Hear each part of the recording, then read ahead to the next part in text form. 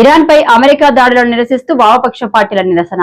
Iran పై America దాడులను నిరసిస్తూ వామపక్ష పార్టీలు జాతీయ స్థాయిలో పిలుపు మేరకు వామపక్ష పార్టీల ఆధ్వర్యంలో విజయవాడ ధర్నా చౌక్ ధర్నా దగ్గర నిరసన కార్యక్రమం నిర్వహించారు. సోదరులారా, సోదరిమణులారా, కాంగ్రెస్ ఈరోజు దేశవ్యాప్తంగా అమెరికా ఇజ్రాయెల్ దురాఘాతాలకి యుద్ధోన్మాదాలకి వ్యతిరేకంగా ప్రజలు శాంతి ప్రదర్శనలు, యుద్ధోన్మాద సామ్రాజ్యవాద వ్యతిరేక ప్రదర్శనలు, ధర్నాలు, నిరసనలు తెలియజేస్తున్నారు. కొంతమంది అనుకోవచ్చు నిన్నటితోటి కాల్పుల విరమణ జరిగింది, ఇక యుద్ధం ముగిసింది అనుకుంటున్నారు. కాల్పుల విరమణ అనేది తాత్కాలికమే. గత 3 మాసాలుగా జరుగుతున్నటువంటి ప్రక్రియ చూస్తే ఇజ్రాయిల్, అమెరికా తమ ఇష్టానుసారం ఏ దేశం మీద పడితే ఆ దేశం మీద అడ్డగోలుగా తమకు దాడి చేసే హక్కు ఉంది. ఆ దేశాల్లో ప్రభుత్వాలు మార్చేటువంటి హక్కు ఉంది. మేము ఎవరు పాలకులుగా ఉన్నామంటే వాళ్లే ఉండాలి అని చెప్పేటువంటి ఒక ఆధిపత్య ధోరణి ప్రదర్శిస్తా ఉన్నాం. ఒకవైపు ఏమో అమెరికా అడుగు జారిపోతుంది, సంక్షోభంలో ఉంది. పోయిన పెత్తనాన్ని, గతంలో అనుభవించినటువంటి ఆధిపత్యాన్ని తిరిగి రాబట్టుకొని అమెరికా గ్రేట్ అగైన్ అనేటువంటి నినాదంతో ఈరోజు ట్రంప్ ప్రపంచం మీద ఎక్కువ పడుతూ ఉన్నాడు. నేను ఇజ్రాయెల్ తప్ప, అమెరికా ఇజ్రాయెల్ తప్ప ఇక ఏ దేశము అణుశక్తి కలిగి ఉండకూడదు, అణ్వాయుధాలు కాదు అణుశక్తి కూడా కలిగి ఉండదు అనేటువంటి ఒక దుర్మార్గమైనటువంటి వైఖరి తీసుకున్నది. ఇరాన్ ఇటువంటి ఆయుధాలు తయారు చేయడం స్పష్టంగా ప్రకటించింది. అణు నిరోధక శక్తి ఒప్పందంలో సంతకం చేసింది. శాంతియుత ప్రయోజనాలకే మేము వాడుకుంటున్నామని చెప్పి ప్రకటించింది. ఐఏఈఏ కానీ ఇతర అమెరికా కానీ వాళ్ళ గూఢచార సంస్థలు కానీ ఎవరు కూడా ఇరాన్ అణ్వాయుధాలు తయారు చేస్తుందని ఇంతవరకు రుజువు చేయలేదు, రూఢిగా చెప్పలేదు.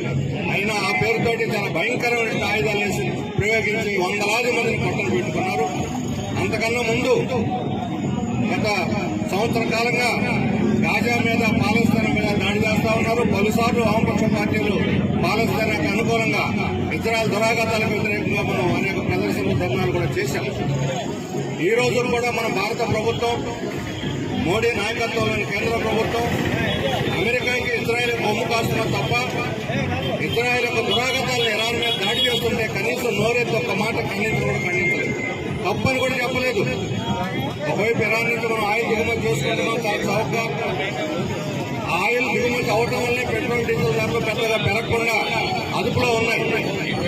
ఈరోజు ఆ ఆయిల్ దిగుమతి ఆగిపోయిందంటే మనం ఇప్పుడున్నటువంటి ధరలకు రెట్టింపు ధరలు పెట్టి కొనుక్కోవాల్సిన పరిస్థితి వస్తుంది. మన ఆర్థిక వ్యవస్థ చిన్నాభిన్నం అవుతుంది, సంక్షోభంలో పడిపోతుంది. అయినా సరే ప్రభుత్వాన్ని చేపట్టినట్టు కూడా లేదు. ఇజ్రాయెల్ వెనకేశ్వర రావటమే నిన్న ఢిల్లీలో పాలస్తీనా సంఘీభావ ప్రదర్శనలు విద్యార్థులు చేస్తే ఇజ్రాయెల్ రాయబార కార్యాలయం వద్ద, అసలు ఇజ్రాయెల్ రాయబార కార్యాలయం ఢిల్లీలో అనుమతించడం తప్పు. అక్కడ నిరసన తెలియజేస్తే ఇజ్రాయెల్ కన్నా మించి ప్రభువును మించిన ప్రభు భక్తులాగా ఇజ్రాయెల్ ప్రభుత్వానికి కూడా ఆగ్రహం మోడీ ప్రభుత్వానికి వచ్చింది. ఆ విద్యార్థుల్ని చాలా దుర్మార్గంగా అరెస్ట్ చేసి అర్ధరాత్రి స్టేషన్ నుంచి సిబిఐ వాళ్ళు, ఐటీ వాళ్ళు, యూఏపీఏ కేసులు పెడతామని రకరకాలుగా బెదిరించి చివరికి వదిలేసిన పరిస్థితి, అర్ధరాత్రి పరిస్థితి చూశాం. ఇంత వేధింపులు అవసరమా? ఇజ్రాయెల్ అంబసీ దగ్గర నిరసన తెలియజేస్తే విద్యార్థుల మీద ఈ రకంగా వేధింపులు చేస్తారని చెప్పి ప్రశ్నిస్తారు. ఎవరికైనా హక్కు ఉంది. ఈ రోజు ప్రపంచ శాంతిని కోరుకునే వాళ్ళు మనం యుద్ధాన్ని కోరుకోవడం లేదు. ఇండియా పాకిస్తాన్ యుద్ధాన్ని కూడా వద్దన్నటువంటి వాళ్ళం మనం. ఈరోజు ఉగ్రవాదాన్ని ఎదుర్కొనే పద్ధతులు ప్రజలను సమీకరించి ఉగ్రవాదాన్ని ఒంటరి చేయాలి తప్ప యుద్ధాల ద్వారా పరిష్కారం కాదని చెబుతున్నాం. కానీ అమెరికా తన ఆధిపత్యాన్ని, సామ్రాజ్యం, దురాక్రమణ దాని విధానాన్ని ఈరోజు ప్రపంచం మీద రుద్ది ఆయుధాలు ఉన్నాయని ఆయుధ వ్యాపారాలు చేసుకోవడానికి అన్ని దేశాల మధ్య తుంపులు పెడుతుంది, ఘర్షణ పెడతా ఉంది. ప్రపంచం మొత్తాన్ని యుద్ధ అంచుల్లోకి నెడతా ఉంది. నిన్న సీజ్ ఫైర్ జరగటం మంచిదే, ఎవరి కారణం కావచ్చు. చివరికి అమెరికా సైనిక స్థావరాల మీద, ఖతారు లాంటి దేశాల్లో అమెరికా స్థావరాల మీద ఇరాన్ దాడి చేస్తే తప్ప అమెరికా దిగిరాలి. ఎందుకు ఇంత యుద్ధోన్మాదం, ఎందుకు ఈ అహంకారం, ఏమిటి ఉన్మాదం అని చెప్పి అడుగుతా ఉన్నాం.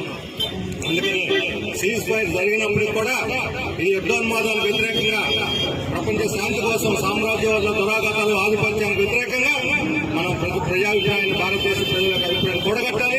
మోడీ ప్రభుత్వం ఒత్తిడి తేవాలి. ఈ పాకిస్తాన్ యొక్క సంఘీభావంగా మనం అంతా కూడా నిలబడాల్సిన అవసరం ఉంది. నేను ఈరోజు ఈ స్కార్ప్ వేస్తున్నాను, కొంతమందికి అర్థం కాలేదు. ఇది అరబ్బుదా, ముస్లిం గారు అడుగుతున్నారు. ఇది అరబ్బుది కాదు, ముస్లింది కాదు. ఇది పాలస్తీనా జాతీయ స్కార్ఫ్, ఇది వాళ్ళ నేషనల్ స్కార్ఫ్. అందుకని పాలస్తీనా నేషనల్ స్కార్ఫ్ వాళ్ళకి మద్దతుగా ఈరోజు ధరించి ఈ ధర్నాలో పాల్గొనడం జరిగింది. అందువల్ల మన అందరం కూడా పాలస్తీనాకు అండగా ఇప్పటి వరకు కూడా ఈ సీజ్ఫైర్ జరిగిన తర్వాత కూడా గాజా మీద కాల్పులు యుద్ధం చేస్తూనే ఉన్నాం. ఇది గాజా ఇజ్రాయెల్ యుద్ధం కాదు, ఇది హమాస్ వ్యతిరేకంగా జరుగుతున్న యుద్ధం కాదు. పాలస్తీనా స్వతంత్రం కోసం పోరాడుతున్నటువంటి పాలస్తీనా ప్రజలకు వ్యతిరేకంగా సాగుతున్న మారణకాండ. దీన్ని ప్రతి ఒక్కరు కూడా శాంతి కాముకులైన వాళ్ళు పార్టీలకు అతీతంగా ఖండించాలి. ఈ రాష్ట్రంలో ఉన్న వైఎస్ఆర్, టీడీపీ, జనసేన పార్టీలు కూడా ఇజ్రాయెల్, అమెరికా దురాగతం ఖండిస్తూ ముందుకు రావాలి.